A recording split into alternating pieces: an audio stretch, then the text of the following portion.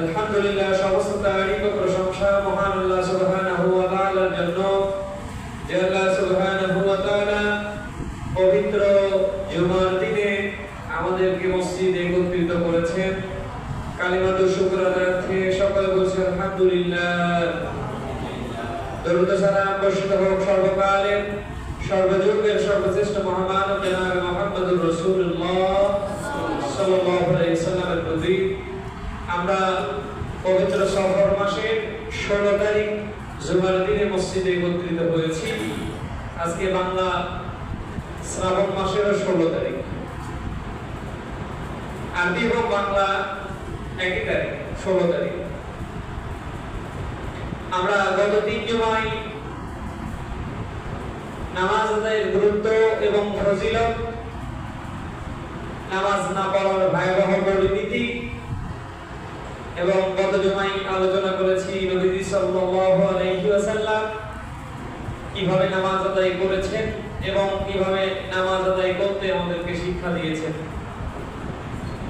আজকে আমরা আলোচনা করব একজন মানুষ যখন দুনিয়া থেকে চলে যায়, অর্থাৎ মৃত্যুবরণ করে, মৃত্যু পরবর্তী সময় থেকে শুরু করে তার পরিবার পরিজনে, আত্মীয় স্বজন, বিশেষ করে তার সন্তান বা ওয়ারিস যারা আছে তাদের করণীয় এবং বর্জনীয় আমল সমূহ নিয়ে ইনশাআল্লাহ আলোচনা শুরুতে আমি পবিত্র কোরআনুল কারীম থেকে একটা আয়াতে কারিমা তেলাওয়াত করেছি।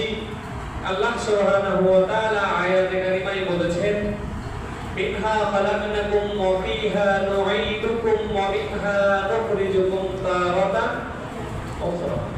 আমাদের পরিচিত আয়াত, কি বলেন? বিভিন্ন জায়গায় আমরা শুনি, বিভিন্ন ভাবে শুনি, আমাদের প্রায় সবারই মুখস্থ। আল্লাহ রাব্বুল আলামিন বলেন, মিনহা খালাকনাকুম, তোমাদেরকে সৃষ্টি করা হয়েছে মাটি থেকে, ওয়া ফিহা নুঈদুকুম ওয়া মিনহা নুখরিজুকুম তারাতান উখরা। মাটি দিয়ে তোমাদেরকে তৈরি করা হয়েছিল, আজকে এই মাটিতে তোমাকে দাফন করা হচ্ছে। আবার এখান থেকে, এই মাটি থেকে তোমাকে বের করা হবে তারাতান উখরা, মানে আবার দ্বিতীয়বার আল্লাহ রাব্বুল আলামিন তোমাকে এই মাটি থেকে বের করবেন। এই দোয়াটা আমরা সাধারণত মানুষ যখন মরে যায় মাটি দেওয়ার সময় পড়ে থাকি, কি বলে? যদিও বা এখন অনেক ওলামায়ে কেরাম বলেন এটা মাটি দেওয়ার দোয়া নয়। তো এটা মাটি দেওয়ার দোয়া কি না, এটা নিয়ে আমরা একটু পরে আলোচনা করি। প্রত্যেকটা মানুষ যাদেরকে আল্লাহ রাব্বুল আলামিন দুনিয়ার জমিনে পাঠিয়েছে, সমস্ত মানুষকে, শুধু মানুষ না, যত প্রাণী আছে, যার জীবন আছে, তাকে এই দুনিয়া থেকে চলে যেতে হবে। কাফির, বেঈমান, মুশরিকেরা বিভিন্ন আয়াত অস্বীকার করলেও কোরআনুল কারীমের কিছু কিছু জিনিস স্বীকার করে। তার মধ্যে একটি কুল্লু নাফসিন যায়িকাতুল মাউত। প্রত্যেকটা প্রাণী, প্রত্যেকটা আত্মা, যার জীবন আছে, সে মৃত্যুবরণ করবে। সবাই বিশ্বাস করে, আস্তিক নাস্তিক, নামাজ পড়ুক আর না পড়ুক, রোজা করুক আর না করুক, মুসলমান হোক বা মুসলমান ছাড়া হোক, অন্য ধর্মাবলম্বী, সব বিশ্বাস করে। এই যে মৃত্যু, একটা মানুষ যখন মৃত্যুবরণ করে, বিভিন্ন ধর্মের আচার অনুষ্ঠান, রীতি নীতি, কৃষ্টি কালচার অনুযায়ী তাদের সঙ্গে মৃত্যুদেরকে আপনার দাফন বলেন, অথবা কেউ আগুনে, হিন্দু ভাইদের মধ্যে কিছু আছে যারা আগুনে পুড়িয়ে দেয়, হিন্দু ভাইদের মধ্যে কিছু আছে যারা আমরা যেরকম করে এখন বসে আছি এরকম কাছাকাছি বসাই রেখে তাদেরকে মাটির মধ্যে পুঁতে দেয়। কিছু ভাই আছে আবার ওই খ্রিস্টানরা এরা কফিনের মধ্যে রাখে। আবার এক এক ধর্মাবলম্বীরা এক এক রকম করে এই কাজটা সম্পন্ন করে। আমরা মুসলমানদেরকে আল্লাহ রাব্বুল আলামিনের রাসূল মুহাম্মদ সাল্লাল্লাহু আলাইহি ওয়াসাল্লামের মাধ্যমে এবং তার আগে নবীজি সাল্লাল্লাহু আলাইহি ওয়াসাল্লামের অনেক বছর পূর্বে সাইয়েদনা আদম আলাইহিস সালামের সন্তান হাবিল এবং কাবিল, তাদের মাধ্যমে আল্লাহ রাব্বুল আলামিন মানুষ যখন মরে যাবে কিভাবে মানুষদেরকে দাফন করবে এটা আল্লাহ রাব্বুল আলামিন শিক্ষা দিয়েছেন। কুল্লুমা উহিয়া নাবাতা ইবনে আদম বিল হক। আল্লাহ রাব্বুল আলামিন কোরআনুল কারীমের মধ্যে নবীজিকে জানিয়ে দিয়েছেন, ইয়া রাসূলুল্লাহ, আপনি মানুষদেরকে বলেন সাইয়েদনা আদম আলাইহিস সালামের সন্তান হাবিল এবং কাবিলের কাহিনী এটা মানুষদের জন্য শিক্ষণীয় রয়েছে, সুতরাং মানুষদেরকে শিক্ষা দেয়। ওখানে ঘটনার শেষের দিকে আছে, যখন আদম আলাইহিস সালামের এক সন্তান আরেক সন্তানকে হত্যা করলো, হত্যা করার পরে লাশটা কি করবে এটা নিয়ে চিন্তিত হয়ে গেল। পরবর্তীতে আল্লাহ রাব্বুল আলামিন আসমান থেকে দুইটা কাককে প্রেরণ করলেন, অথবা দুইটা পাখিকে প্রেরণ করলেন। একটা পাখি আরেকটা পাখিকে মেরে ফেললো, মেরে ফেলার পরে নিজের ঠোঁট দিয়ে মাটি খনন করে আরেকটা কাককে বা আরেকটা পাখিকে ওই জায়গায় কবরস্থ করে তার উপর মাটি চাপা দিল। তখন আদম আলাইহিস সালামের ছেলে বললেন, ভাই আফসোস, এটা পাখির যে জ্ঞান আছে আমার মধ্যে সেই জ্ঞানও নেই। আল্লাহ রাব্বুল আলামিন শিক্ষা দিয়েছে। তো সাধারণত আমরা কি করি, মানুষদেরকে কবরস্থ করি। অনেক হিন্দুরা শুধুমাত্র তাদের আত্মীয় স্বজন, বিশেষ করে মা আর বাবাকে পুরানো দেখে তারা মুসলমানদের ধর্ম, ইসলাম ধর্ম গ্রহণ করেছে। যাই হোক, আমরা কবর খনন করি। কবর খননের সময় তার আগে থেকে যদি আমরা একটু বলি, মানুষ যখন মারা যায়, মৃত্যুবরণ করে, তার আগেও যদি একটু বলি, মৃত্যু পথযাত্রী কাছাকাছি সময়, এরকম সময়ে সেখানে যে আমরা কোরআনুল কারীমের তেলাওয়াত করা, বিশেষ করে হাদিসের মধ্যে এসেছে, সেই সময়টাতে নবীজি সাহাবায়ে কেরামদেরকে নিয়ে মুমূর্ষ বা অসুস্থ রোগীর পাশে যেয়ে বলতেন, বেশি বেশি বলতেন, লা ইলাহা ইল্লাল্লাহ, আশহাদু আল্লা ইলাহা ইল্লাল্লাহ ওয়া আন্না মুহাম্মাদান আবদুহু ওয়া রাসূলুহু। কিন্তু নবীজি নিষেধ করতেন, কেউ এই মৃত্যু পথযাত্রী ব্যক্তি যে মৃত্যুবরণ করবে বা মুমূর্ষ রোগী, তাকে তোমরা বলো না যে বলো লা ইলাহা ইল্লাল্লাহ। কেন? মুহাদ্দিসিনে কেরাম লিখেছেন, একটা ব্যক্তি যখন মৃত্যুবরণ করে তার আগ মুহূর্ত প্রচন্ড কষ্টে থাকে। কি বলে? দেখবেন যারা লাশদেরকে গোসল করান তারা এই বিষয়টা জানেন। দেখবেন পেশাব করেছে অনেক লোক মৃত্যুবরণ করার সময়, কি বলে, পায়খানা করে দিয়েছে, মলমূত্র ত্যাগ করে দিয়েছে, বমি করে দিয়েছে, প্রচন্ড একটা কষ্ট। তো ওই সময়টাতে, এই কষ্টের সময়ে তাকে যদি বলা হয় তুমি বলো লা ইলাহা ইল্লাল্লাহ, তুমি বলো আশহাদু আল্লা ইলাহা ইল্লাল্লাহ, সে যদি অস্বীকার করে বসে যে আমি বলবো না, তাহলে না দুনিয়াও শেষ, আখিরাতও শেষ। এজন্য নবীজি বলতেন, মানুষের কাছে যে মুমূর্ষ ব্যক্তির কাছে যে তোমরা পড়বে, এখান থেকে তার যদি একটু স্মরণ হয়, সে যদি পড়তে পারে, তাহলে আল্লাহ রাব্বুল আলামিন এটার ওসিলায় তাকে মাফ করে দিবেন। হাদিসের মধ্যে এসেছেন, মান ক্বালা আখির কালামিনা লা ইলাহা ইল্লাল্লাহ ফাদাখালাল জান্নাহ, যে ব্যক্তির শেষ কথা হবে লা ইলাহা ইল্লাল্লাহ, সে ব্যক্তি জান্নাতের মধ্যে প্রবেশ হয়ে যাবে, দাখিল হয়ে যাবে। বলুন সুবহানাল্লাহ। এরপরে মানুষ যখন মৃত্যুবরণ করে, মৃত্যুবরণ করার সময় দেখবেন কারো চোখ খোলা থাকে, হাত পা এদিক সেদিক থাকে। কাছাকাছি যিনি থাকবেন চেষ্টা করবেন, যদি পুরুষ হয় মহিলাদেরকে ওই সময়টাতে না আসতে দেওয়া কাছে, চোখটা বন্ধ করে দেওয়া, হাত পা গুলো সোজা করে দেওয়া। প্রয়োজনে পা যদি বেশি ফাঁকা থাকে তাহলে কাপড় দিয়ে পা দুটাকে কাছাকাছি এনে পা দুটাকে বেঁধে দেওয়া। মুখ যদি বেশি ফাঁকা থাকে, খোলা থাকে, তাহলে মুখটাও মিলানোর চেষ্টা করা, যদি না হয় প্রয়োজনে বেঁধে দেওয়া কাপড় দিয়ে। ওই সময়টাতে যদি না করেন, 1 ঘন্টা 1.5 ঘন্টা 2 ঘন্টা সময় পার হয়ে গেলে এটা হয়। এগুলো কিন্তু ইবাদত। আমরা শুধু মনে করি নামাজ, রোজা, হজ, যাকাত করলাম, এগুলো ইবাদত না, এগুলো ইবাদত। দেখা যায় ওই সময়টাতে না জানার কারণে কি করব আমরা বুঝে উঠতে পারি না। এই বুঝে উঠতে হয় মুয়াজ্জিন সাহেব কই, ইমাম সাহেব কই, খতিব সাহেব কই, দেখো এখন তো মুয়াজ্জিন সাহেব, ইমাম সাহেব, খতিব সাহেব তো সব সময় থাকে। তো এই কাজগুলো করা। এরপরে যত তাড়াতাড়ি সম্ভব দাফনের ব্যবস্থা করা। নবী হাদিসের মধ্যে বলেন, 3 কাজের মধ্যে তোমরা দেরি করবে না। একটা হচ্ছে যখন নামাজের সময় হবে, কোনো বিলম্ব নেই, দেরি নেই।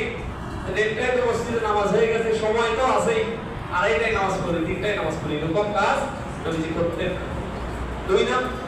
আরেকটা হচ্ছে যখন মানুষ মারা যায়, দাফনের ব্যবস্থা হয়, নিকটতম আত্মীয় স্বজন এসে যায়, কবর খনন হয়ে যায়, সবকিছু হয়ে যায়, জানাজা বিলম্বিত না করা, জানাজা দেরি না করা। আরেকটা কাজ নবীজি বলছেন, যখন সন্তানটা বিবাহ উপযুক্ত হয়ে যায় এবং ছেলে সন্তান হলে কর্মক্ষম হয়ে যায়, অর্থাৎ তার এবং তার পরিবারের ভরণ পোষণ চালানোর মতো অবস্থা হয়ে যায়, নবীজি সেই সময় বলেছেন, মা বাবাদেরকে বলেছেন, তোমরা ছেলে মেয়েদের বিবাহের ব্যবস্থা। এরপরে জানাজা করলেন। জানাজা কে করবে? জানাজা করা উত্তম, জানাজা করা উচিত হচ্ছে তার যদি সন্তানদের মধ্য থেকে কেউ উপযুক্ত থাকে, তাহলে সন্তানদের মধ্য থেকে অথবা নিকট আত্মীয়দের মধ্য থেকে। যদি না পারে তখন এই অংশ। আমাদের অবস্থা তো এমন, আমাদের ছেলে মেয়েদেরকে আমরা আধুনিক এবং অত্যাধুনিক শিক্ষা দিতে দিতে এমন অবস্থা, বাবার জানাজা করবে, মায়ের জানাজা করবে, এমনকি লাশটা দেখাবে মারা যাওয়ার পরে, বলছে হুজুরের কাছে কি বলে অবস্থা আমাদের এমন। কবরে নামবে যে হুজুর, মুয়াজ্জিন, খাদেম, কে কে আছে তাদেরকে নামাবো। তাহলে দেখেন, আপনি চলে যাচ্ছেন দুনিয়া থেকে, শেষ কবরের মধ্যে সর্বশেষ আপনার সাথে সাক্ষাৎ অথবা আপনাকে স্পর্শ করার একটা সুযোগ অথবা আপনাকে ধরার একটা সুযোগ আপনার ছেলে বাচ্চা। কি একটা ছেলে, কি একটা সন্তান আপনি তৈরি করে রেখে গেলেন। জানাজা দিতে হচ্ছে আরেকজনকে নিয়ে। এর থেকে আফসোস, এর থেকে বড় আফসোসের আর কিচ্ছু নেই। এর পরবর্তী কাজ, জানাজা হয়ে গেল, দাফন হয়ে গেল। মৃত ব্যক্তির যদি কোনো ওসিয়ত থাকে, ভালো কোনো ওসিয়ত থাকে এবং তার যদি কোনো সহায় সম্পত্তি থাকে, সেই সহায় সম্পত্তি 1/4, তার টাকা আছে ধরেন 1 লক্ষ, তার ওসিয়ত যদি 25,000 টাকা বা তার থেকে কম হয়, সেই ওসিয়ত অবশ্যই পালন করা মৃত ব্যক্তির আত্মীয় স্বজনের জন্য অত্যাবশ্যক। কত টাকা? তার যা সম্পদ আছে, ধরেন সম্পদ 1 লক্ষ টাকা, তার ওসিয়ত যদি হয় 25,000 টাকার মধ্যে 4/1 এ পর্যন্ত ওসিয়ত পূরণ করা সন্তানদের জন্য ওয়াজিব, অত্যাবশ্যকীয়। যদি না করে গুনাহ হবে। কিন্তু তার ওসিয়ত যদি বেশি হয়, তার টাকাই নাই, বলছে যে মাদ্রাসায় 1 কোটি টাকা দিতে পারবে, দিতে পারবে না, এরকম ওসিয়ত না। তার সম্পত্তি যা আছে তার 4/1 পর্যন্ত ওসিয়ত যদি করে যায়, তার সন্তানদের জন্য ওয়াজিব। এরপরে কি কাজ? এরপরের কাজ হচ্ছে তার যদি কোনো দেনা পাওনা থাকে, তাহলে দেনা পাওনা পরিশোধ করা। আমরা তো জানা যায় যে অনেক লম্বা কথা বলি বিভিন্ন জায়গা থেকে। নবীজি কি করতেন? নবীজি সাল্লাল্লাহু আলাইহি সাল্লাম জানাত ক্লাসের সামনে আসতেন, কয়েকটা কথা বলতেন। প্রথম কথা, এই ব্যক্তির কোনো ঋণ আছে কিনা, যদি থাকতো লোকজন বলতো আছে। আত্মীয় স্বজন ওয়ারিসদের মধ্যে কেউ পরিশোধ করতে পারবে কিনা, যদি করতে পারতো তাহলে শেষ, যদি করতে না পারতো নবীজি বলতেন কত টাকা। এই সাহাবায়ে কেরাম তোমাদের মধ্যে কেউ আছো এই ব্যক্তির ঋণ পরিশোধ করতে পারবে? যদি পেয়ে যেতেন করে দিতেন, যদি না পেয়ে যেতেন নবীজি নিজে জিম্মাদারি দিতেন, এই ব্যক্তির ঋণের জিম্মাদার আমি পরিশোধ করে দিব, বলেন সুবহানাল্লাহ। এরপরে ঋণ পরিশোধ করে দিতেন। আরেকটা কাজ করতেন, নবীজি দাঁড়িয়ে বলতেন, কেউ কি এই লোকটার কোনো ভালো কাজ দেখেছো কখনো? যদি একটা ভালো কাজ কেউ দেখতো, সেই বুখারীতে একটা হাদিস আছে, আল্লাহর নবী সাল্লাল্লাহু আলাইহি সাল্লাম সাহাবায়ে কিরামদেরকে নিয়ে এক লোকের জানাজায় যাওয়ার পরে জানাজা শুরুর মুহূর্তে বিভিন্ন লোক বলাবলি শুরু করছে, এই লোকটা অমুক খারাপ কাজ করেছে, অমুক খারাপ কাজ করেছে, এই করেছে, সেই করেছে, এই অবস্থা, লোকটার জান্নাতে যাওয়া খুব কঠিন। নবীজি শুধু শুনছেন। আমাদের মতো স্বাভাবিক নবীজি ছিলেন না। আল্লাহ রাব্বুল আলামিন বলেন, ফাবিমা রাহমাতিন মিনাল্লাহি লিনতালাহু ওয়ালাউ কুননা ফাসসান গালিদাল কলব। নবীজি ছিলেন অত্যন্ত শান্ত স্বভাবের, নম্র ভদ্র স্বভাবের, পরামর্শ করে মানুষদের সাথে কাজ করতেন। তার অন্তর ছিল অত্যন্ত সাদামাটা, সাধারণ মানুষের মতো অন্তর ছিল, দয়ালু অন্তর ছিল। নবীজি চুপ করে আছেন, জানাজার সামনে উপস্থিত লোকদেরকে ডাকিয়ে বললেন, ও লোক সকল, আমি এই লোকটা সম্পর্কে অনেক খারাপ মন্তব্য শুনেছি। আল্লাহ রাস্তায় নামাজ পড়েছে, রোজা করেছে, ভালো কাজ করেছে, এরকম কেউ কে আছো সাক্ষী দিতে পারবে? সেই বুখারীর মধ্যে হাদিস বর্ণিত, এক সাহাবী দাঁড়িয়ে বললেন, ইয়া রাসূলুল্লাহ, আমি দেখেছি জিহাদের ময়দানে এই ব্যক্তি রাত্রি জাগরণ করে জিহাদে মুসলমানদের সঙ্গে শরীক ছিল এবং তাহাজ্জুদের নামাজ আদায় করতেন। নবীজি ওই লাশকে লক্ষ্য করে বললেন, এ লাশ, তুমি এবং তোমার সঙ্গীরা মনে করে আল্লাহ রাব্বুল আলামিন তোমাকে জাহান্নাম দিবে, কিন্তু আমি আল্লাহকে সাক্ষী রেখে এ সমস্ত লোকদেরকে সাক্ষী রেখে বলছি, আমার মন বলে আল্লাহ রাব্বুল আলামিন আল্লাহর রাস্তায় জিহাদ এবং আল্লাহর রাস্তায় দাঁড়িয়ে ইবাদত বندگی করার কারণে এবং তোমার ভাইয়ের সাক্ষী দেওয়ার কারণে আল্লাহ রাব্বুল আলামিন তোমার জিন্দেগীর সব গুনাহকে মাফ করে তোমার জন্য জান্নাতের ব্যবস্থা করে দিবে। বলেন সুবহানাল্লাহ। এজন্য মানুষ যখন মরে যাবে জানা যায় যে তার খারাপ আমলগুলো, খারাপ কথাগুলো না বলে যেটা ভালো রেখেছেন সে ভালো কথা বলবে। কারণ যে ব্যক্তি মরে গেছে তাকে নিয়ে সমালোচনা করাও ইসলামে নিষিদ্ধ।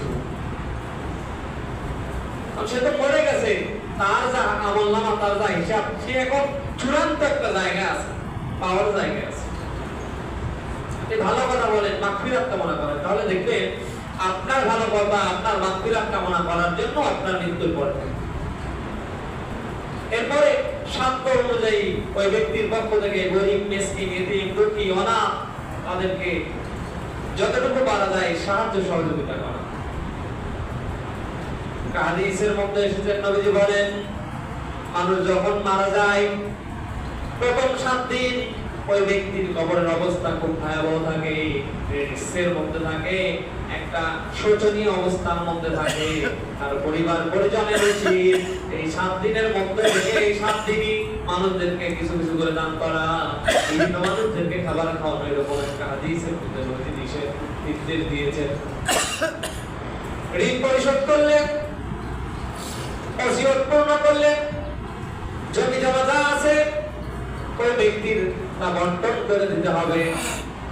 শুধু ছেলেদের মধ্যে নাকি ছেলে মেয়ে সবার মধ্যে, ছেলে মেয়ে স্ত্রী যারা আছে সবার মধ্যে জমি বন্টন করে দিতে হবে। শুধু ছেলেদের মধ্যে জমি বন্টন করলেন আর মেয়েদেরকে বললেন, বোন তোমাদেরকে আমরা দোয়া করে দিলাম, দোয়া তো আপনি পরে করবেন। আল্লাহ বলছেন, আর রিজালু কাওয়ামুনা আলান নিসা, সূরা নিসার আয়াত অনুযায়ী, ফরজ বন্টন অনুযায়ী আপনার বাবার যদি 2 বিঘা সম্পত্তি থাকে, আপনারা যদি 2 ভাই বোন হন, আপনি যা পাবেন আপনার বোন তার অর্ধেক পাবে। এই সম্পত্তি তাকে বুঝিয়ে দিতে হবে।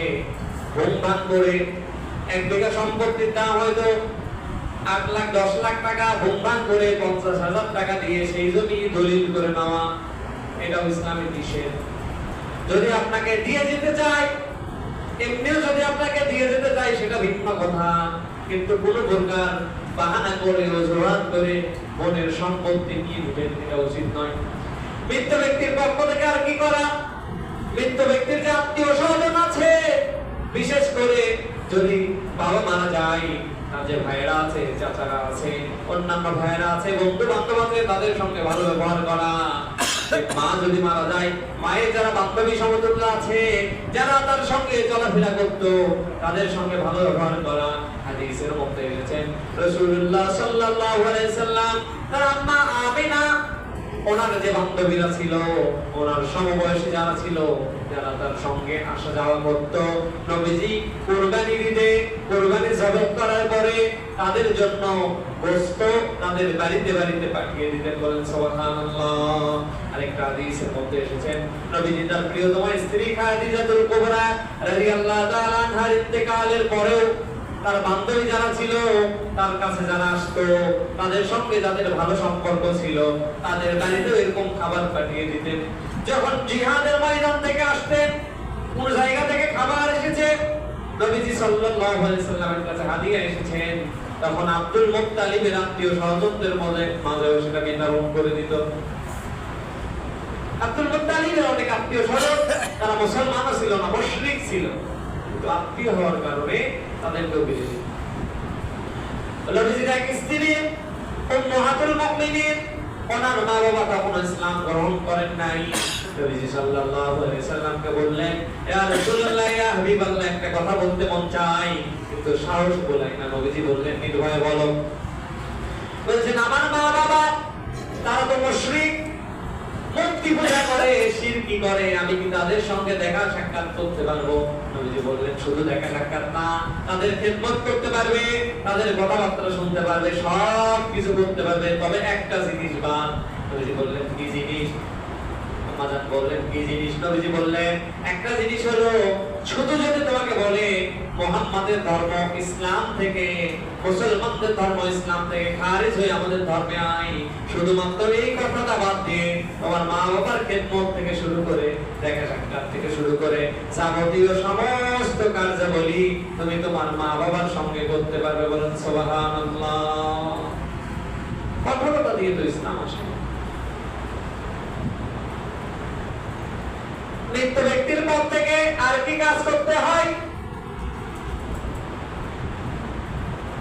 মৃত ব্যক্তির যে কবরস্থ করলেন, কবরস্থ করার পরে বাসায় চলে আসলেন, দান খয়রাত করলেন, তার হাজত পূরণ করলেন, তার কোনো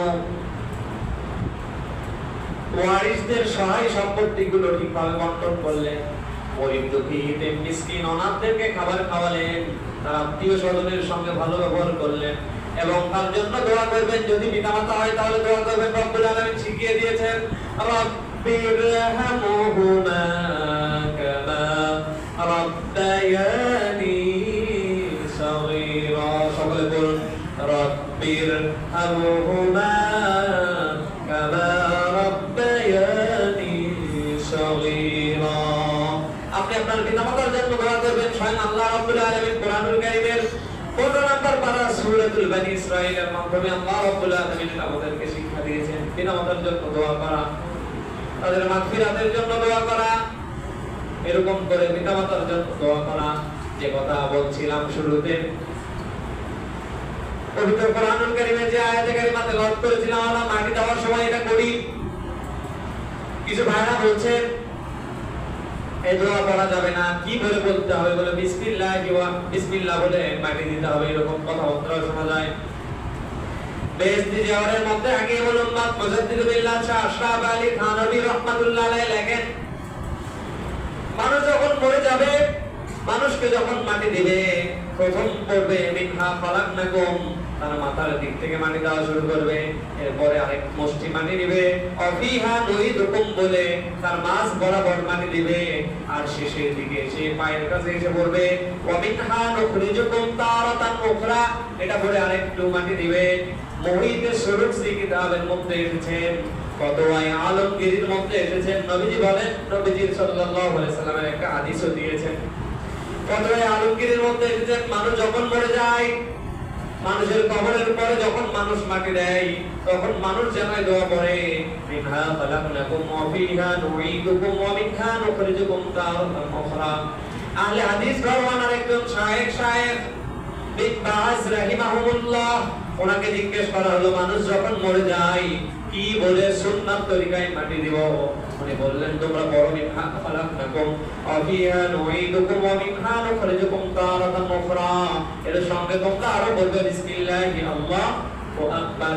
সেই তিরমিজির মধ্যে একটা হাদিস এসেছে, তিরমিজির মধ্যে হাদিসটা বর্ণিত হয়েছে এভাবে, যখন তোমরা মানুষদেরকে কবরের মধ্যে নামাবে তখন তোমরা পড়বে বিসমিল্লাহি ওয়া আলা মিল্লাতি রাসূলিল্লাহ।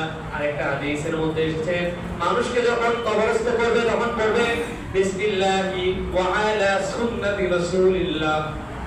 একই কথা, আল্লাহর নামে নবীজির সুন্নাতের উপর, আল্লাহর নামে নবীজির মিল্লাতের উপর তোমাকে কবরের মধ্যে রেখে গেলাম। আরেকটা হাদিসের মধ্যে এসেছে আনাবি উমামা তাবাহি রাদিয়াল্লাহু তাআলা আন লাম্মা ওয়াদিয়াত উম্মু কুলসুম বিনত রাসূলিল্লাহ সাল্লাল্লাহু আলাইহি ওয়াসাল্লাম ফিল কবর قال النبي صلى الله عليه وسلم منها خلقناكم وفيها نعيدكم ومنها نخرجكم تارة أخرى। নবী সাল্লাল্লাহু আলাইহি ওয়াসাল্লামের প্রিয়তমা কন্যা উম্মে কুলসুম রাদিয়াল্লাহু তাআলা আনহা সেদিন দুনিয়া থেকে চলে গেলেন। আবু উমামা বাহিলি রাদিয়াল্লাহু তাআলা বলেন, নবীজি মেয়েকে কবরের মধ্যে নামানো হলো, নামানোর পরে নবীজি আসলেন আর হাতে মাটি নিয়ে বললেন মিনহা খালাকনাকুম ওয়া ফিহা নুঈদুকুম ওয়া মিনহা নুখরিজুকুম তারাতান উখরা। বলেন সুবহানাল্লাহ। নবীজি তার নিজের মেয়ে উম্মে কুলসুম রাদিয়াল্লাহু তাআলা আনহাকে কবরস্থ করার সময়, মাটি দেওয়ার সময় যে দোয়া করেছে, আমাদেরকে এর বাইরে যাওয়ার সুযোগ নেই। এরপরেও যদি কোনো জায়গায় কেউ অন্য কিছু করতে চায়, বাধা দেবেন না। এগুলো নিয়ে ঝগড়া বিবাদ সৃষ্টি করবেন না, এগুলো নিয়ে বিভ্রান্তি সৃষ্টি করবেন না, এগুলো নিয়ে দল উপদলে বিভক্ত হওয়ার চেষ্টা করবেন না। যার যেটা মন চায় সে সেটা করুক। আপনার এটা মন চায় আপনি এটা করে, যেহেতু হাদিস আছে, দলিল আছে, নবীজি নিজে আমল করেছেন, সেভাবে করুন। আল্লাহ সুবহানাহু ওয়া তাআলা মৃত্যুর পরবর্তী যে কাজগুলো বললাম আমাদেরকে করা, আমল করার তৌফিক দান করুন। সকলে বলি আল্লাহুম্মা আমিন।